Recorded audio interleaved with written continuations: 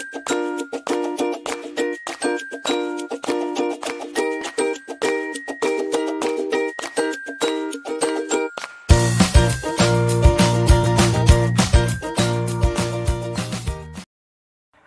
तो आपके पास थ्योरम है, let G be a cyclic group of order n generated by A, then for each positive divisor D of n there is unique subgroup of order D। सबसे पहले इसकी statement को समझे कि ये कह क्या रहा है। इसमें वो कह रहा है कि G एक साइक्लिक ग्रुप है of order n generated by A। Cyclic group क्या होता है कि जिसके अंदर एलिमेंट्स जो हैं वो किसी नंबर की पावर में होते हैं। तो इसमें उसने बता दिया कि A उसका जनरेटर है, तो इसका मतलब इसमें किस तरह के एलिमेंट्स होंगे, इसमें एलिमेंट्स होंगे ए की पावर्स में, यानी कि ए की पावर्स में कुछ आपके पास इसके एलिमेंट्स होंगे। अब इस जी सेट क्या होगा, जी होगा, G is a cyclic group generated by A and order of A is N. तो ये आपको ग्रुप गिवन है। फिर वो कह रहा है कि then for each positive divisor D of N, कि एन को जो भी नंबर पॉजिटिव डिवाइजर डी। अब देखिए फॉर एग्जांपल जी का ऑर्डर है 18, ऑर्डर ऑफ जी इज 18, तो इसके पॉजिटिव डिवाइजर क्या होंगे, इसके पॉजिटिव डिवाइजर 1 2 3 6 9 18, तो ये इसके पॉजिटिव डिवाइजर्स हैं। तो इसमें फिर क्या कह रहा है, देयर इज अ यूनिक सब ग्रुप ऑफ ऑर्डर डी, कि इसका जैसे पॉजिटिव डिवाइजर 2 है, अब 2 इसका पॉजिटिव डिवाइजर है ग्रुप के ऑर्डर का, तो इसका मतलब वो कह रहा है कि ग्रुप अगर 2 इसका डिवाइजर है तो 2 ऑर्डर का एक सब ग्रुप एग्जिस्ट करेगा और वो यूनिक होगा, यानी कि 2 ऑर्डर का एक ही सब ग्रुप होगा, ज़्यादा नहीं हो सकते। तो हमने ये चीज़ प्रूव करनी है। अब इसमें आपके पास ग्रुप है जी ए जनरेटेड बाय ए और उसका ऑर्डर क्या है एन है। अब उसने गिवन किया है कि let D be the positive divisor of N, N D जो है वो एन का पॉजिटिव डिवाइजर है, ये हमने लेट कर लिया। अगर डी जो है वो उसका डिवाइजर है तो एन डिवाइडेड बाय डी किसी नंबर क्यू के इक्वल है, हम लेट कर लेते हैं कि किसी नंबर क्यू के इक्वल है। अब एन जो है वो ऑर्डर ऑफ ग्रुप है, यानी कि कोई इंटीजर होगा, डी भी कोई इंटीजर है, तो इनको डिवाइड करेंगे तो आपके पास कोई इंटीजर आएगा, यानी कि क्यू भी जो है वो क्यू भी एक इंटीजर होगा। अब एन अगर डिवाइड करता है डी को, यहाँ से एन किसके इक्वल आ जाएगा, क्यू डी के, और यहाँ से अब इन दोनों को ए की पावर में ले लें, A to power N is equal to A to power Q D. अब इसको हम लिख सकते हैं A to power N is equal to A to power Q to power D. अब हमें पता है कि ए टू पावर एन किसके इक्वल है, we know A to power N is equal to E, इसका मतलब A to power Q to power D किसके इक्वल आ जाएगा, ई के। अब ये चीज़ हमें क्या बता रही है, ये चीज़ बता रही है कि ए जो है ये भी कोई ग्रुप का ही एलिमेंट है। लेकिन उससे पहले एक और चीज़ मैं बता दूं आपको कि अगर जी साइक्लिक हो, आपने ये थ्योरम भी पढ़ा होगा, एवरी सब group of a cyclic group is cyclic.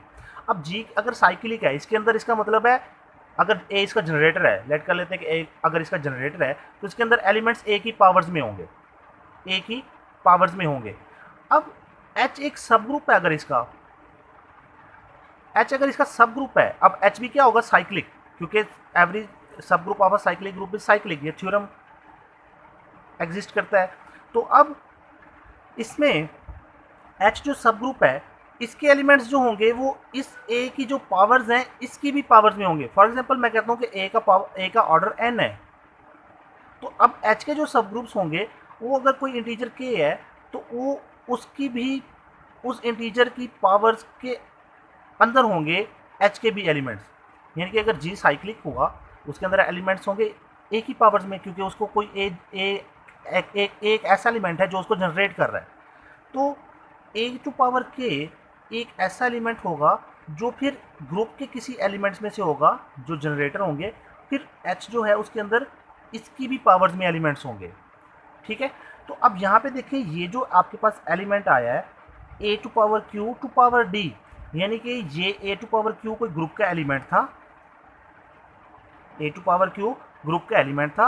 अब यहाँ से एक और ग्रुप जनरेट हो रहा है जो कि सब ग्रुप है, और उसको हम क्या लिखेंगे कि उसका generator A to power Q है और उसका ऑर्डर क्या है डी। अब ये एक ऐसा सब ग्रुप है जिसका ऑर्डर क्या है डी है। तो ये तो हमने प्रूव कर लिया कि अगर ग्रुप का ऑर्डर एन हो और उसका डिवाइजर डी हो तो एक सब ग्रुप एग्जिस्ट करता है जो उसी ऑर्डर का होता है। ये तो आपके पास एक सब ग्रुप आ गया। अब हम देखते हैं कि क्या ये जो सब ग्रुप है ये यूनिक है, क्योंकि उसने कहा है कि देयर इज़ अ यूनिक सब ग्रुप ऑफ ऑर्डर डी। अब ये सब ग्रुप तो हमारे पास है, लेकिन हमने देखना है क्या ये यूनिक है, तो यूनिकनेस प्रूव करते हैं। अब हम सपोज कर लेते हैं, सपोज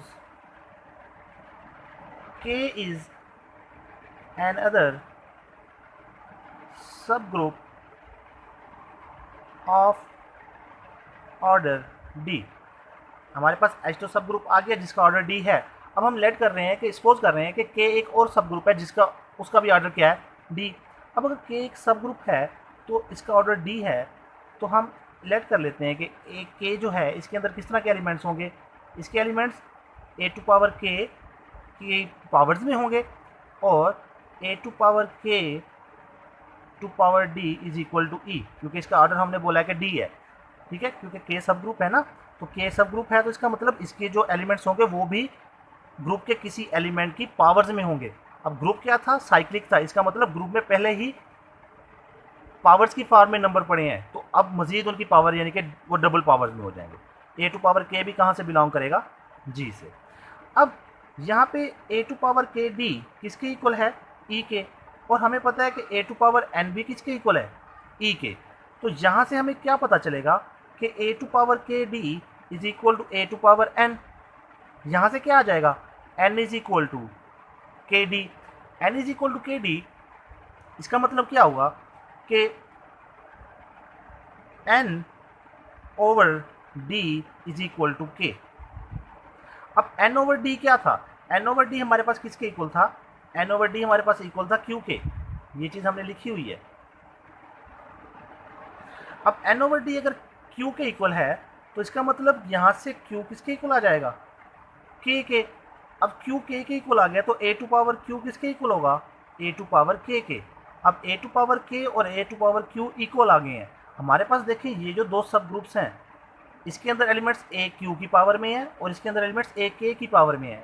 अब दोनों चीज़ें क्या हो गई हैं, इक्वल हो गई हैं। इसका मतलब ये जो दो सब ग्रुप्स हमने दूसरा सब ग्रुप लिया था वो दरअसल उसी के ही इक्वल है। तो इसका मतलब ये हुआ कि H इज़ यूनिक। तो ये आपका प्रूफ है।